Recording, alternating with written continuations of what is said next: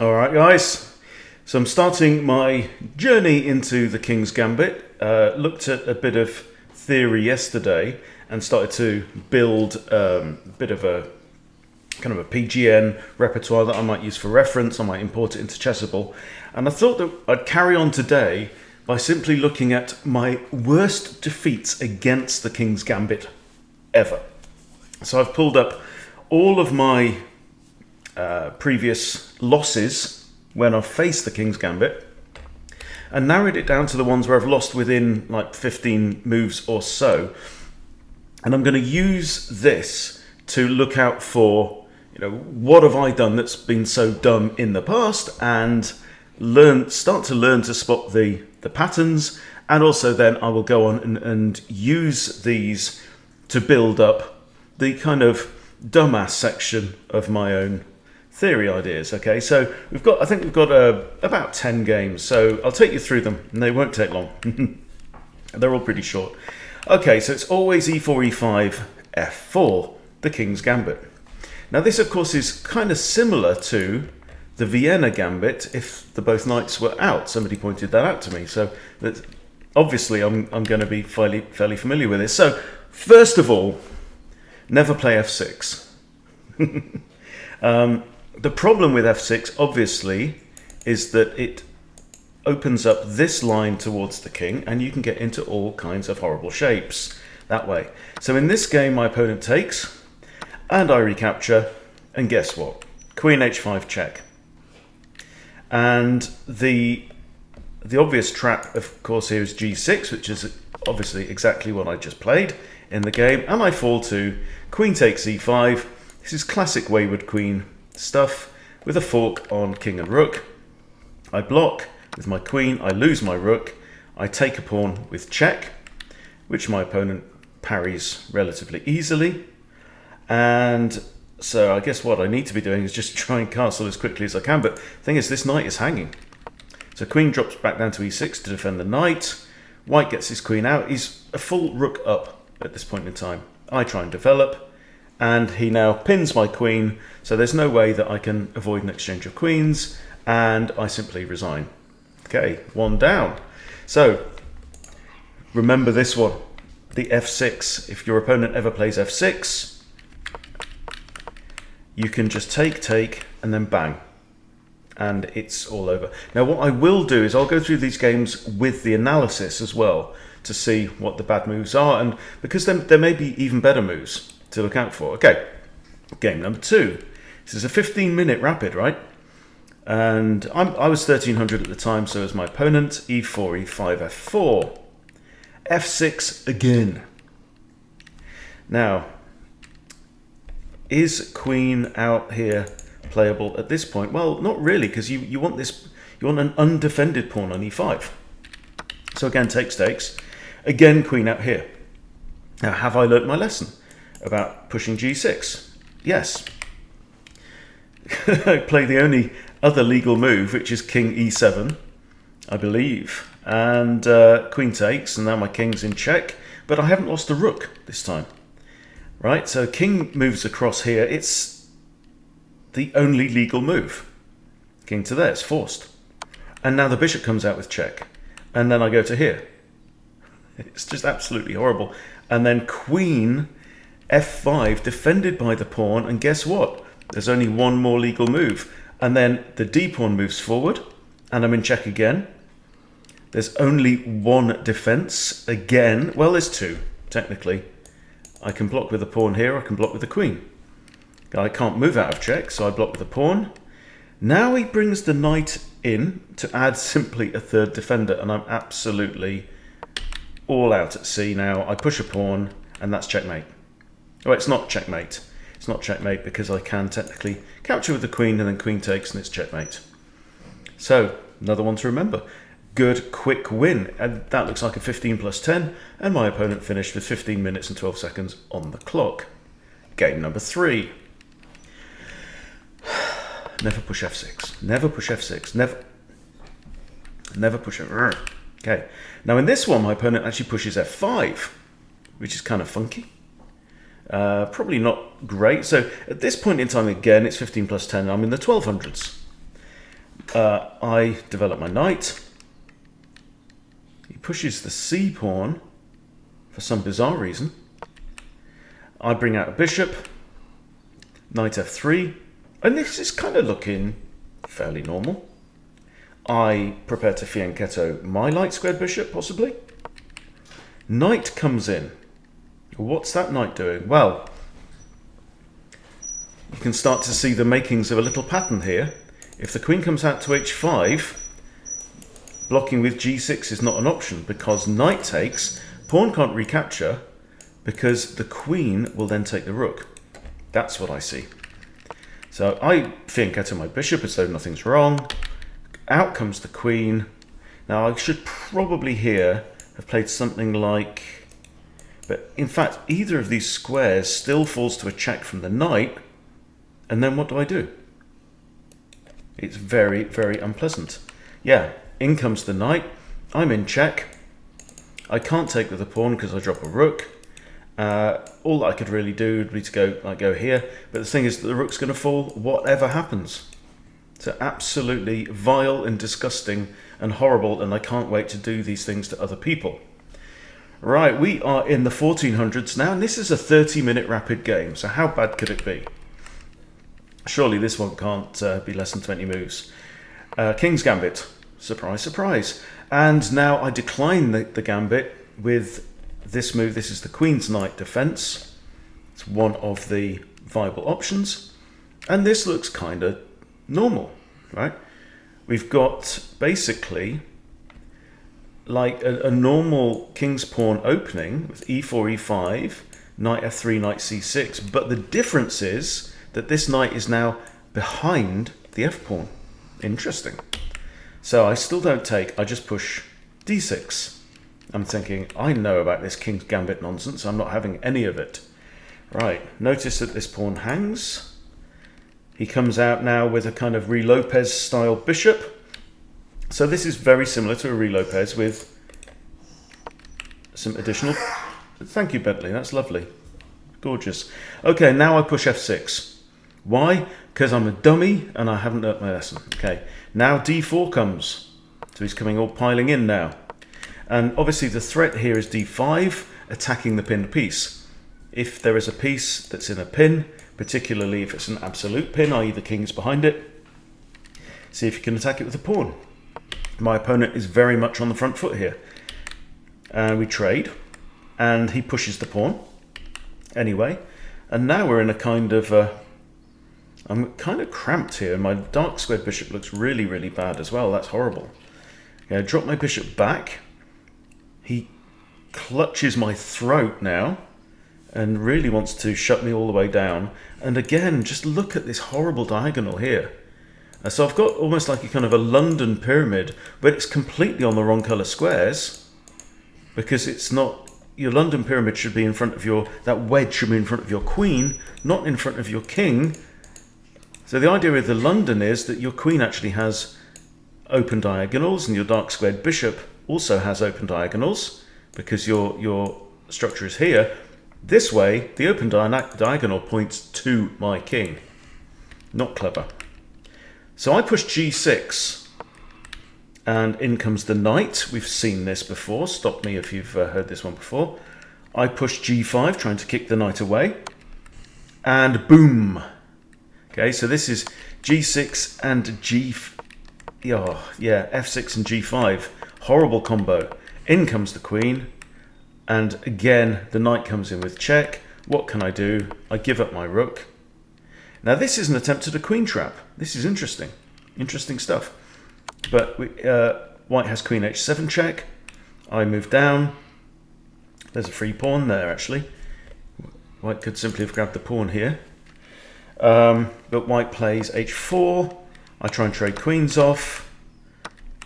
Okay, and we trade off again. My opponent is up 2 points of material because he's up basically in exchange at this point. Check now. And what can I do? I can... I really need to defend that bishop, right? In the game, I actually play king f6 and just lose the bishop. But the thing is, if I'd gone on the back rank, Like here, he's just got this. And I can't defend the knight with my bishop because it gets gobbled by a pawn. So I'm going to lose my knight, and then when I move, I'm going to lose the rook as well. Absolutely horrible. My opponent finishes with 29 minutes 38 on the clock. Ouch. All right, now, here's an idea that you need to remember if you're a King's Gambit player. Now, obviously, we're looking at these from the black side, but feel free to get a mirror, and no, it doesn't really work, does it? You have to, because the pieces will be upside down. Okay, the King's Gambit. Knight c6. Okay, we've seen this before. This is an awkward one, but there are two attackers on this pawn. So, bishop to d6 is an option. Yeah, I mean, this is unpleasant now, isn't it, really? Because what can you do? I mean, you could bring your bishop out further and sack the pawn, but that does open up the king there. I don't know. But that's kind of ugly, because now I'm blocking this pawn, and in turn it's blocking that bishop. His bishop comes in, eyeing up f7. His knight can come here because of the King's Gambit pawn on f4. So I push f6 again. And he castles. And now I move my bishop again. And he, with check, and he moves away. And we've seen this, guys. We've seen this. Look at this. That's not what we want. This is the wrong setup. Takes. Oh, I take with the knight here. Interesting. Takes. And material is actually equal right now. Now he grabs my knight. I recapture. And in comes the queen. King moves. Boom. Right in my face. I mean, I could block with the queen and try and trade queens, but that drops the rook, so that don't work. I could have blocked with a bishop as well. That might have been a better move. But I move my king away. He pins the bishop. I try and trade queens, and my rook is lost. Right? And this is me rated 1448 in a 30-minute rapid game. This is how uncomfortable the King's Gambit can put people. It can really knock you off your tree, and it's a highly offensive and unpleasant opening. And you know, I can't wait to get stuck in. Okay, next game. E4, E5. Guess what? It's F4. The King's Gambit. All right. Now here, this is the King's Gambit accepted. Super duper. And the knight comes out. This is the most common move that you will see. The move that I'm actually going to be learning is going to be the Bishop's Gambit with bishop to c4 rather than this one. I play my knight out. It just generally, it tends to be quite a safe move, bringing out your opposite knight, which is kind of what the Vienna Gambit depends on, actually. So out comes the bishop to the Italian position on c4, eyeing up f7. I push h6. This is a prophylactic move to prevent the knight coming in with kind of fried liver-like ideas. It's not the fried liver, but it's not a million miles away. White castles, getting his rook onto the semi-open file. He's in no hurry to recapture this pawn. He's developing. I develop with check. We've seen this before. And here he plays d4, which I think is a better move than just moving the king away. He's occupying the centre, and it's defended by queen and knight. So there's no point in me trying to capture. I retreat, and now he grabs the pawn. And look at the lead in development that white's got here. 1, 2, 3 pieces out on the board, and he's castled. So that's a development score of 5. I'm on 2. And look at his centre as well. It's insane. And he's recaptured the pawn. He's not even down in material. So g5, because I'm highly unlikely to be castling that side, but I guess I could still have done. g5 to kick the bishop. And now a bishop sacrifice. Now, this is one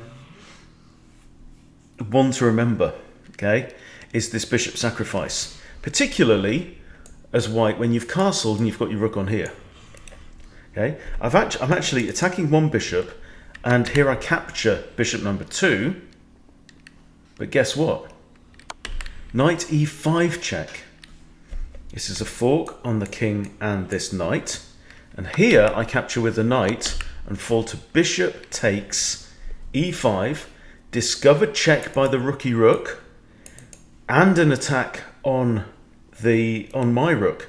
And at this point I resign. 28 minutes 53 left on the clock. My king is out in the open. I'm about to lose a rook outright, basically, because I've got to go somewhere there, or there. I guess blocking isn't really an option, because if he takes, I've only got the queen to recapture, so I'm pretty much going to have to just run away. So yeah, looking forward to analysing these games and seeing what the ideas should be. But you know, this is the point, that you need to prepare. If you just go through with the help of the engine, or if you go through like on Lichess Explorer and see what real people actually play, then you can miss the really dumb blunders. But this is what I'm doing here. I'm saying, okay, what's the worst approaches to the King's Gambit? You know, here's another one. Okay, here we go. Remember that idea of the bishop takes f7 sacrifice, particularly when the knight is out here. Okay, so bear this idea in mind. e4, e5, f4, the King's Gambit. Accepted. Knight f3, knight c6. Right, we've seen it all before. This is apparently the McLeod defense. I bring out my bishop to the Italian position, preventing him from castling. Again, we see d4. Again, the bishop drops back. Now he grabs the pawn again, and in this case, I come out with an attack on the bishop and a second attacker on this pawn, but it is again defended twice. So what does he do? He pins my queen. Well, he doesn't. He just attacks my queen, defended by the knight. So that was a really toothless kind of attack there. Where does my queen go? Across to d6. Now, this doesn't look too unpleasant right now, but I've got a queen out on the board. Why have I got my queen out on the board? And so he attacks the queen again with a pawn. I come in with check, right? Knight drops back, blocking the check. Still again, he probably wants to castle here. I grab a pawn. Look at me. I'm attacking his rook. I'm also attacking this pawn here. And that's actually attacked 1, 2, 3 times and not defended at all. And again, bishop takes f7, check. All right, the deadly move, my favorite move in chess. And he's got a couple of options here. I mean, he can develop his queen with check, but here he decides to castle, putting the rook on the totally open f-file with check. I have to retreat my king. In comes the queen. And now for some reason I decide to put my knight on e7. There's really not many other ideas though, to be fair. Queen comes in with check. I have to move to d8. Queen comes in there. And if you do puzzles on chess.com, you will know this. Right? This is a lovely forced mate. The only legal move is rook takes, and then rook takes, and it's checkmate. Beautiful. Beautiful. And I'm looking forward to spanking other people in a similar manner. Okay. You see, you can always learn from your own mistakes and your own losses. It's a fool who just hits, play again all the time, and you just repeat the same stuff over and over. Learn from your stuff. Learn from it. e4, e5, f4, the King's Gambit. Okay, now this is premature attaculation. There's no point throwing the queen out at this point because it can simply be blocked with g3. And then the queen simply has to retreat because it comes with tempo. If, for example, if you take, right, and the knight comes out, well, the knight has to come out to prevent that. So say if you take and bishop comes out, then you can do this. That is a possibility. Because g3, then you can, yeah, that's the thing. Anyway, we'll figure it out. No worries, we'll figure it out. Anyway, premature attaculation, g3 with tempo. Queen retreats. f5 is pushed. Developing move, knight c6, d3. I develop my bishop. This is looking absolutely fine. What's not to like? Knight comes out. I'm ahead in development. My opponent's got this huge light squared pawn structure, but hey, I push d6 because I want to develop this guy. I want to castle my king. Do I get to castle my king? Do I buggery? Right? Check that out. Check that out. My queen is trapped. Pawns guarding these two. Knights protecting the bishop. The bishop's got that whole diagonal. The bishop's got that square as well. There is nowhere for queenie to go. I have to trade off. And now I come in here and attack the knight. And guess what? Out comes the queen. Deadly. Absolutely deadly. This isn't checkmate. I can go here, here, or here. I could even push the pawn and I guess. Can I push the pawn? What happens if I push the pawn? If I push the pawn, he can just take on h7. That's a thought. And so I think I just resigned at this point. What's up, Bentley? He's having a dream on the squeaky chair, so I do apologise for that. Bee-boo! Bentley! It's okay. Right, old Labrador. He likes to have dreams. Okay. So this is 10 minutes. I'm 1200. My opponent's 1320. The King's Gambit. Accepted. Aha! The Bishop's Gambit. Interesting. Right, so this is going to be one to remember. And now I come out. So this is what we were talking about before. Now I come out with this, because if g6, I can take with the pawn. Pawn can't recapture because you lose the rook. That's the pattern. King moves, right? So this is one to remember. King f1. King f1 is absolutely fine for white, right? But this is one that I'm really going to be paying attention to. Bishop out here. Now, there's an immediate threat of mate on there. So, but what happens is this is very easy for white to parry. Right, let's flip the board. You've got the white pieces. You're seeing a checkmating threat there. You somehow need to block, right? A blunder would be knight f3 because it just falls to mate. Okay, but look, from white perspective, d4. Very easy. And it comes to tempo. The bishop has to retreat. Bishop will pretty much always go back to b6 because it pins... No, it doesn't pin this pawn. King's on the wrong square. But if the pawn moves, you've got mate. So it's effectively pinned. And now the knight can come out and hurry the queen away. Bishop takes f7. Right, we've seen it before. King takes. And guess what now? Can you see it? Knight e5. A royal fork on his and her majesties. On their majesties. And black here again resigns in disgust. Okay, one for the road, guys. Yeah, ready for this? Okay, and again, we are in the Bishop Gambit. And again, I throw out my queen, King f1. This is, you know, my opponents know what they're doing here. Bishop comes out, threatening mate. d4.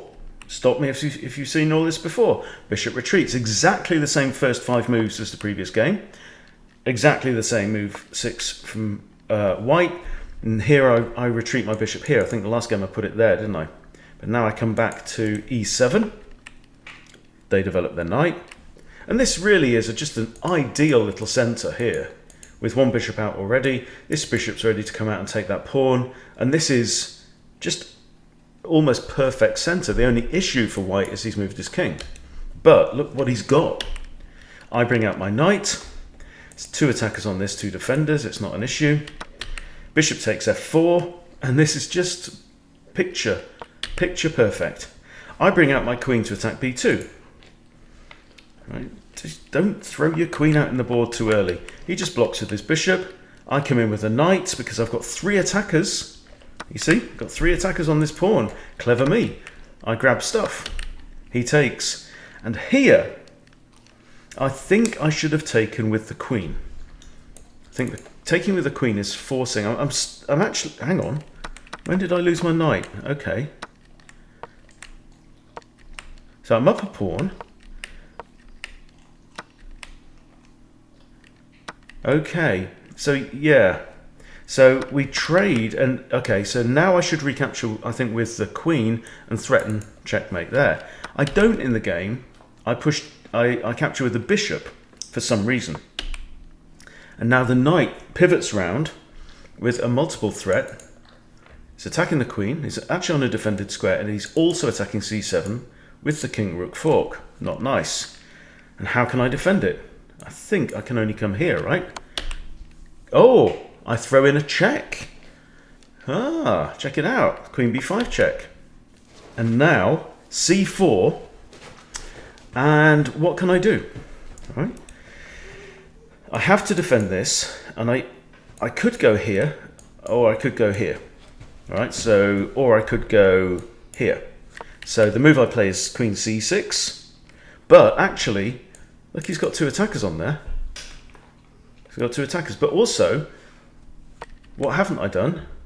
Maybe I should have gone here, actually, and defended the bishop, because queen takes bishop, and I'm a piece down. I push a pawn, queen takes g7, and there goes my rook. And I resign. Horrible, horrible stuff. Okay, but it's exciting. It's exciting chess, isn't it? I like it. I like it.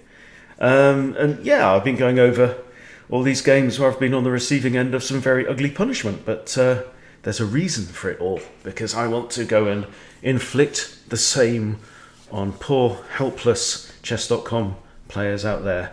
And maybe you'd like to join me. But there we go. So that's one of my first steps along this journey with the King's Gambit. Liking it very much so far. Hope you're liking it too. I'll see you later.